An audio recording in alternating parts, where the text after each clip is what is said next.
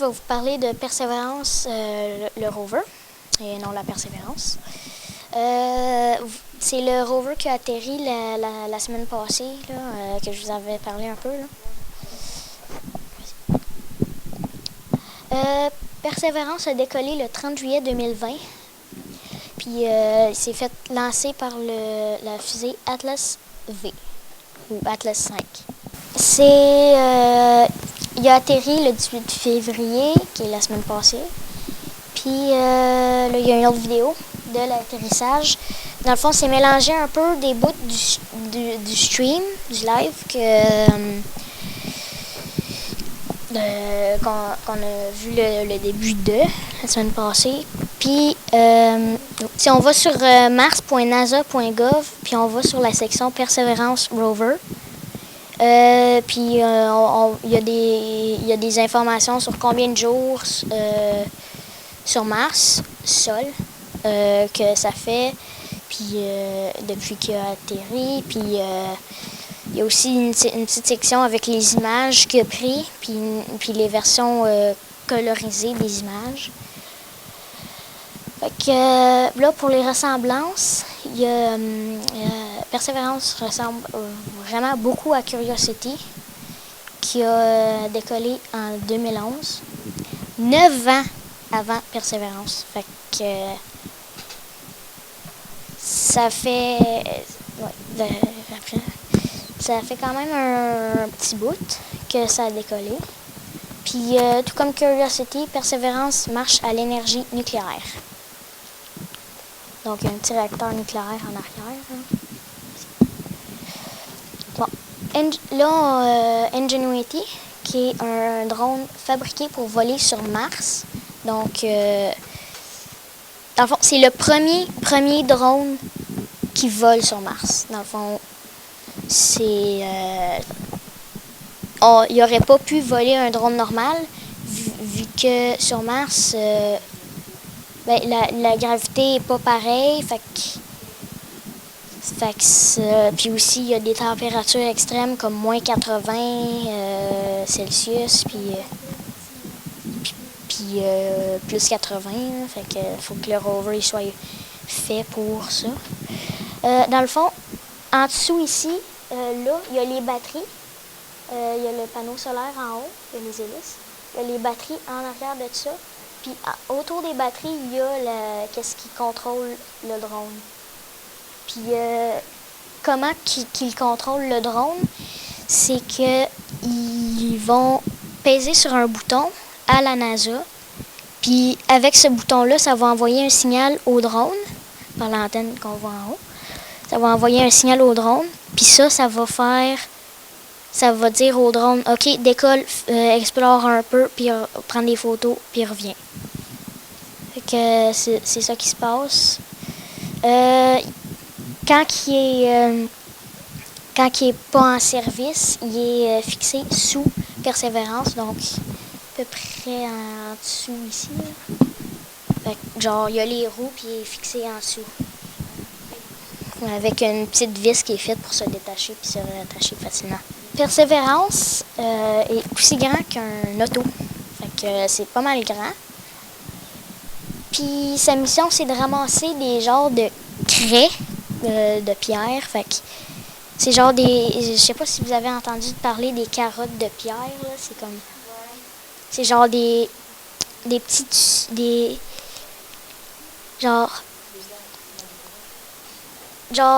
non, mais en fait, c'est genre des échantillons de roches en forme de carotte, dans le fond. C'est pour ça qu'ils appellent ça des carottes de pierre. Puis, il prévoit d'ici 2024 à 2028, envoyer un système sur Mars pour récolter ça, qui est les échantillons de roches. Dans le fond, qu'est-ce que le rover il fait?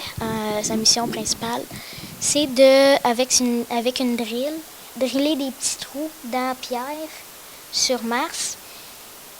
Mais la façon que c'est fait, la drill, c'est qu'elle est faite qu'il y a de l'air au milieu, comme ça peut prendre le morceau, le mettre dans une petite capsule comme ça, puis le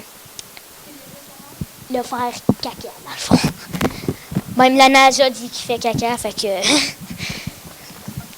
Puis, la raison... Puis, ils vont attendre, quand ils vont rapporter les échantillons ça, sur Terre, ils vont les garder là pendant à peu près 20 ans pour que des futurs scientifiques, peut-être l'un de nous, là, ça peut être autant... Ça peut être autant Elliot que Simon ou Ophélie, puis ça peut être n'importe qui. Là. Puis pour que ces futurs scientifiques-là les analysent. Ça, c'est la première photo. Donc, on peut voir le... Ça, c'est la première photo. Ils l'ont pas... c'est la version en couleur. Là. Je voulais mettre la version en couleur en bas dans le coin, sauf que je la trouvais pas. Puis, dans le fond, on peut voir... Ça, c'est la surface de Mars, noir et blanc. Là, il y a un bout de la drill. Là, il y a l'ombre du rover. On peut voir que c'est comme poussiéreux à cause que c'était juste après qu'il ait atterri. Fait qu'il y avait eu de la poussière un peu sur le rover. Yves-Marie, toi qui s'intéresse beaucoup à l'astronomie, la cosmologie, des affaires comme ça, qu'est-ce qui se passe sur Mars? Oh! En fait, il se passe pas mal d'affaires. Hein? Fait que je ne sais pas si vous avez vu passer ça, mais il y a le rover, donc c'est une petite Jeep là, qui pèse à près une tonne, qui a été déposé sur Mars. Ça, c'est américain. Et il y a aussi, imaginez-vous, il y a aussi les Chinois qui sont en orbite aussi, qui sont arrivés en même temps. Puis bientôt, ils vont déposer aussi un rover, donc une petite Jeep, là. Et il y a aussi, en même temps, comment ça se fait? Ils sont arrivés en orbite en même temps. Il y a des... je pense que c'est c'est un pays arabe, en tout cas, qui a envoyé, qui a envoyé un satellite autour de Mars.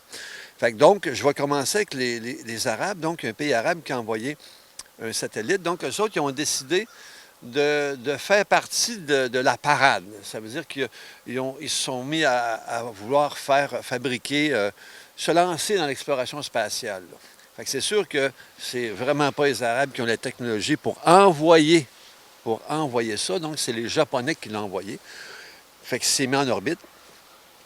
Concernant le... Bon, là, la question qu'on se pose, c'est comment ça se fait qu'il y a autant de trafic vers Mars? Ça n'a pas de bon sens, mais je vais vous le dire pourquoi. C'est que la Terre et Mars sont en orbite autour du... Soleil. Bravo. OK.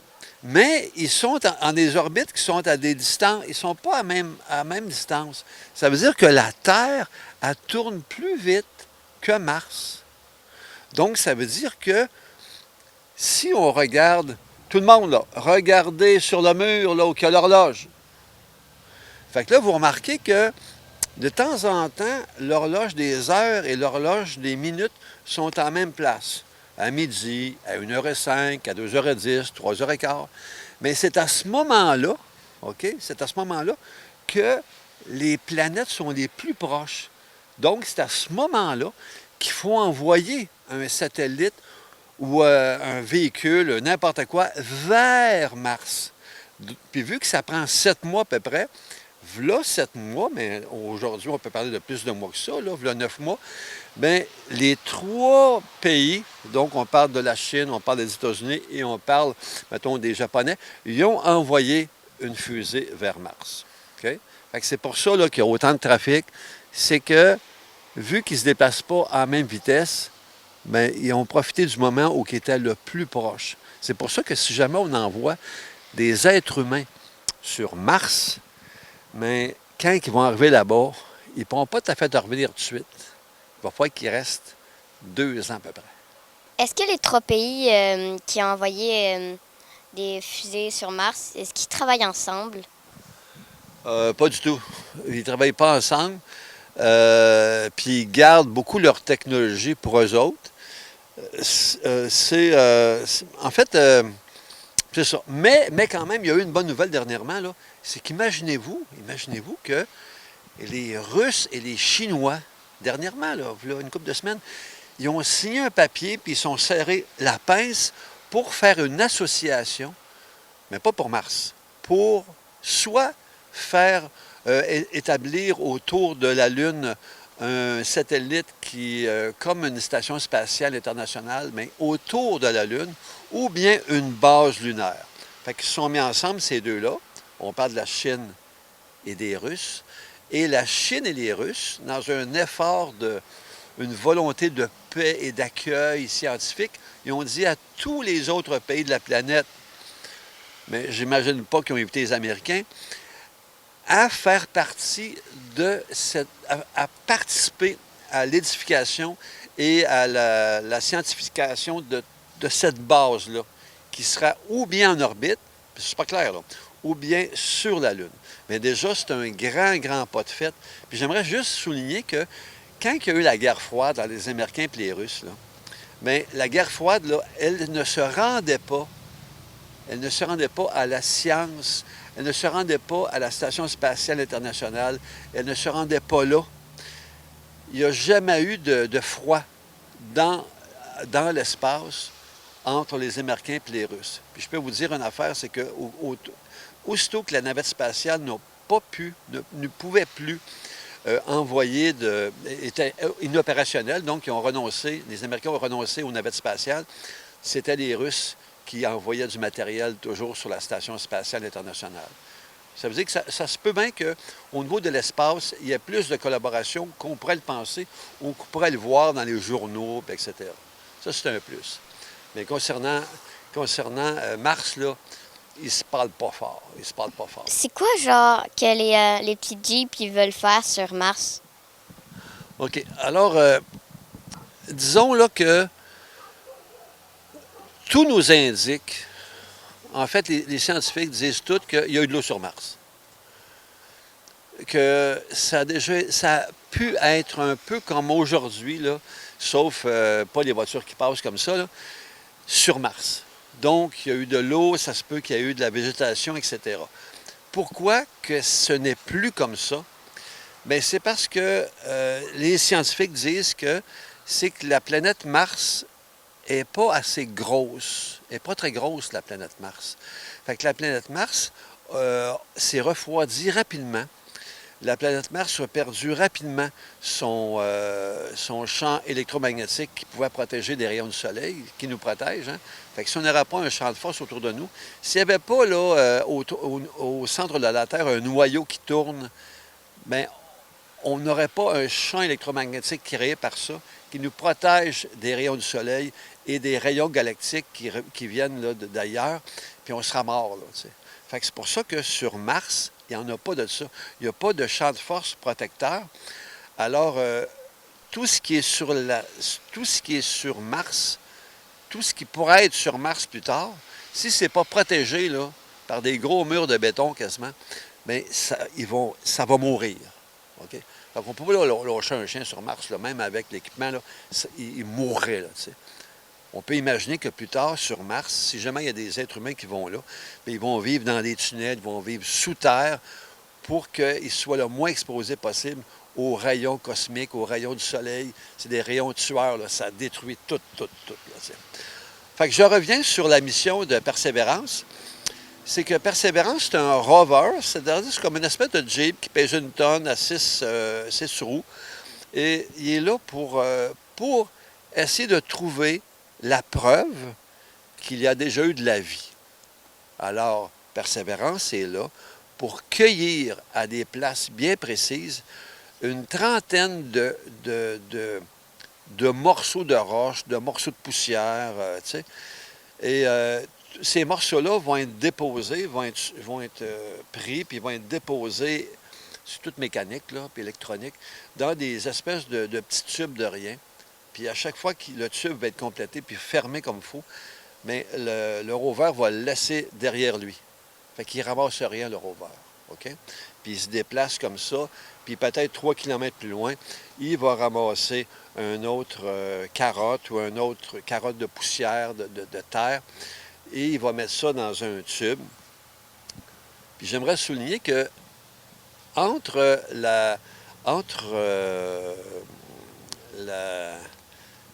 il y a à peu près, je pense qu'il y a 12 minutes il y a 12 minutes lumière entre nous et Mars. Ça veut dire que la personne qui est au sol puis qui conduit le rover, là, elle le conduit pas en direct.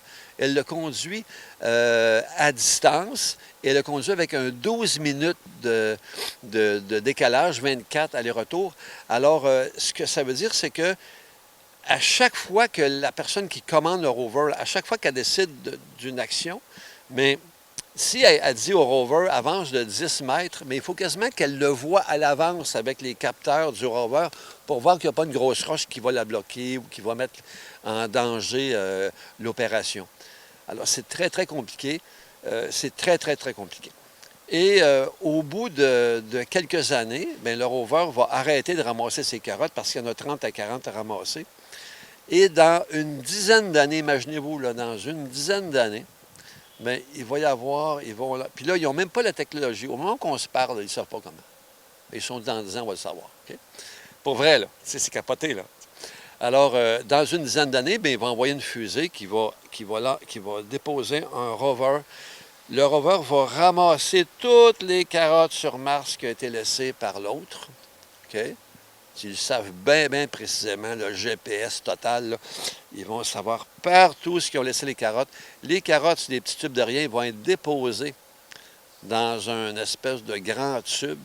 Le grand tube va être déposé dans une fusée dans le rover. OK? La fusée va se positionner, puis va partir dans le ciel.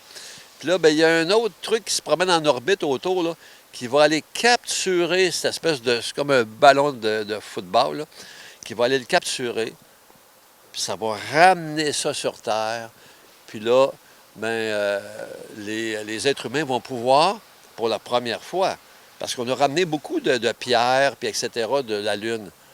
Mais de Mars, non. On a des pierres de Mars actuellement. Mais ces pierres-là, vu qu'ils ont voyagé dans l'espace, etc., ils ont été comme polluées. On n'a pas une vraie pierre qui arrive de Mars, une vraie poussière qui arrive de Mars. Là, on va l'avoir. Alors, ils vont regarder ça.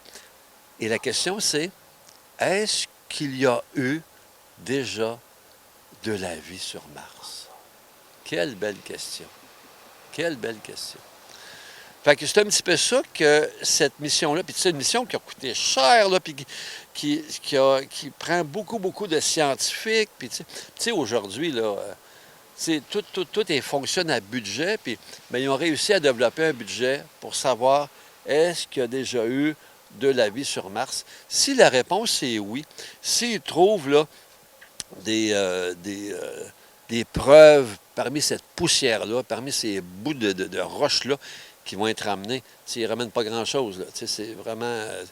Mais s'ils réussissent à prouver ça, ça voudra dire que, vu qu'il y a eu déjà de la vie sur Terre, de la vie sur Mars, ça pourrait dire que peut-être qu'il y a plus de vie dans la galaxie ou dans le système solaire ou dans l'univers qu'on pourrait le penser. Moi, pour ma part, là, je pense pas qu'il y ait tant de vie que ça. Je pense pas qu'on va rencontrer, maintenant il y a une seconde volante qui va arriver, puis, hey, salut, là, tu sais, on vient de... Non, moi, je crois pas à ça. Je ne crois pas à ça du tout. Parce que les conditions pour qu'il y ait vraiment de la vie, on parle d'une vie, mettons, je parle même pas d'arriver aux mammifères, là, tu sais. Mais pour moi, ça prend tellement de conditions. Pas de nuages dans le ciel, là, il n'y a pas de vie sur la Terre. Il n'y a pas de vie sur la Terre, pas de champ électromagnétique, il n'y a pas de vie sur Terre, pas de couche d'ozone, là. Il n'y a pas de vie sur Terre. C'est comme si l'humanité, là, nous autres, toi, moi, tout le monde, c'est comme si on avait, imaginez-vous, on avait tiré 20 fois de suite le million à la loterie. Pensez-y, là. Tirer 20 fois de suite le million à la loterie. Déjà qu'une fois, là, hey, hein, ça n'arrive pas, là, tu sais. Fait que c'est pour ça.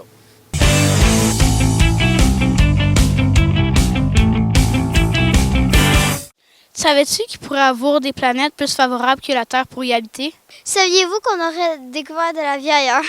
Sur Erise 581c, on aurait découvert de la vie. Saviez-vous que la Terre est 110 fois plus petite que le Soleil? Est-ce que vous savez comment les planètes sont nées? Ça me surprendrait que vous le saviez parce que même les scientifiques ne le savent pas. Parce que la Terre, elle tourne autour du Soleil, mais elle a enlevé les astéroïdes dans son orbite. Mais comme Cérès ou Plutox, qui sont dans des ceintures d'astéroïdes, mais ils n'ont pas dégagé les astéroïdes dans leur orbite. C'est pour ça que ça s'appelle les planètes naines. Est-ce que vous saviez que le Soleil a 5 milliards d'années? Et que aussi, en 5 milliards d'années, il va exploser et que la Terre, elle sera détruite. Saviez-vous que la distance entre le Soleil et Neptune est de 4,5 milliards de kilomètres? Savais-tu qu'il y a 14 lunes sur Neptune? Saviez-vous que si on vit sur la Terre, c'est grâce au nombre d'eau qu'il y a sur la Terre? Oui, parce que l'être humain a été créé dans l'eau.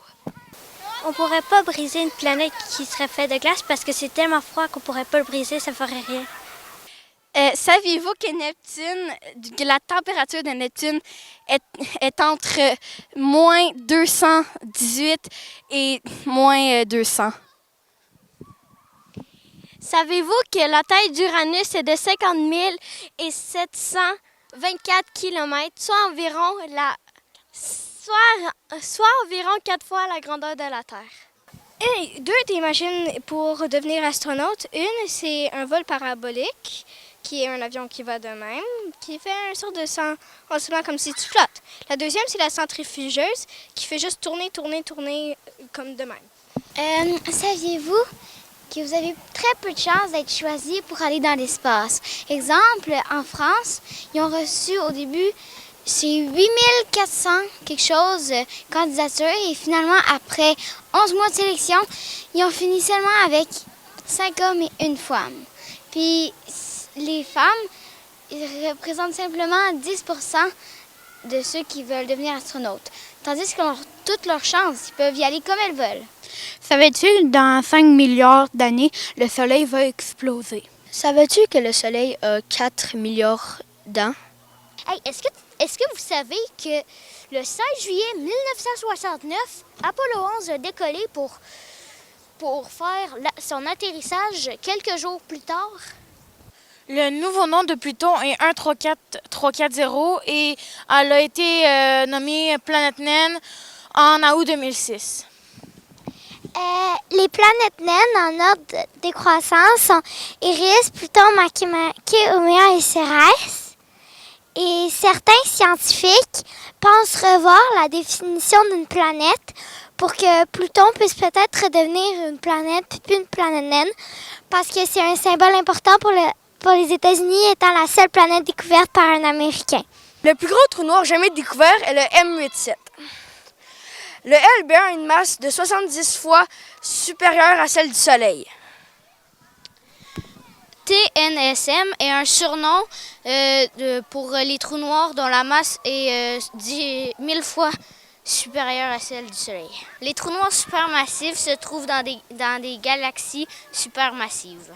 Le premier objet de la ceinture de Kuiper fut découvert en 1992. La ceinture de Kuiper est nommée après un astronome hollandais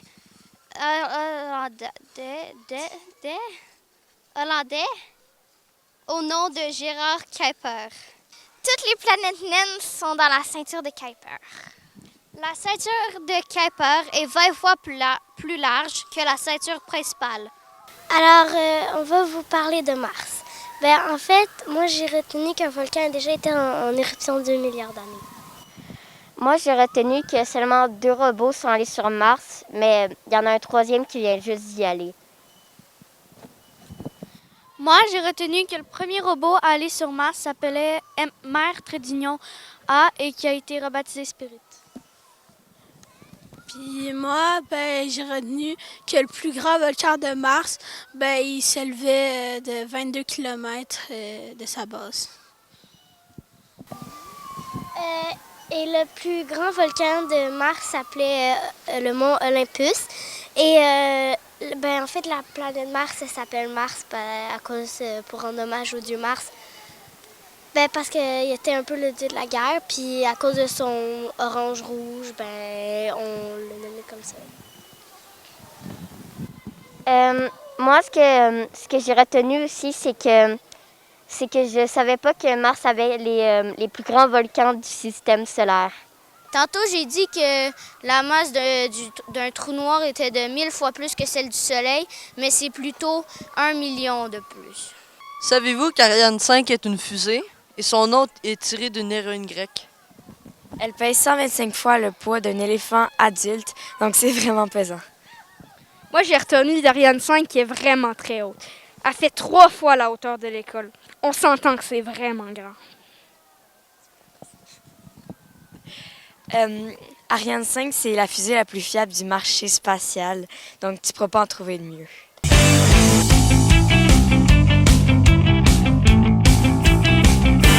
Bonjour, l'émission scolaire Le Monde fête ses 15 ans. On vous présente un poisson d'avril filmé il y a 6 ans. Laurent Paquet et le maire de Saint-André nous ont aidés à faire des blagues. On a bien sûr le Festival Western. Il va y avoir aussi la musique électronique qu'on va avoir quelque part en fin juillet, mi-juillet. C'est les activités prévues pour cet été. Oui, mais celui-là sur la rivière. Vous êtes au courant de quelque chose? Oui. Parce que c'est pratiquement un secret d'État. On n'a pas rien annoncé encore. On n'a pas rien fait pour annoncer cet événement qui va être assez spectaculaire. Et vous êtes au courant de quelque chose? Ben, on J'aimerais ça avoir plus de détails. Ouais. On est juste au courant qu'il y aura juste une plateforme sur l'eau. Puis peut-être que vous pourrez nous en parler un petit peu, ou peut-être, vu qu'on est là... Je vais seulement faire un appel téléphonique. Parce que on s'était mal compris un petit peu, mais maintenant, oui, effectivement, cet été, juste pour rire, avec la municipalité de Saint-André d'Argenteuil, on va participer ensemble et une plateforme sera érigée sur la rivière des Outaouais pour des spectacles d'humour, pour divertir les pêcheurs qui viennent au barrage de Carillon. Parlez-nous de votre projet cet été. Oui, spectacle sur la rivière des Outaouais. C'est comme une plateforme flottante en plein milieu de la rivière. Spectacle pour les poissons et les quelques chaloupes autour. Et qui sait, une sirène peut-être, ou Nemo, on verra, qui se présentera. Et est-ce que même si on n'a pas de bateau, on va pouvoir voir ça? Oui, absolument, absolument. On va inviter les citoyens gratuitement à venir s'asseoir, comme vous voyez, sur les terrains gazonnés qui appartiennent à Parc Canada. On approche aussi notre casse-croûte dans le village de Carillon. On espère la participation du musée. En tout cas, ça va être quelque chose de vraiment spécial cet été. On attend toute la population d'Argenteuil à Saint-André d'Argenteuil.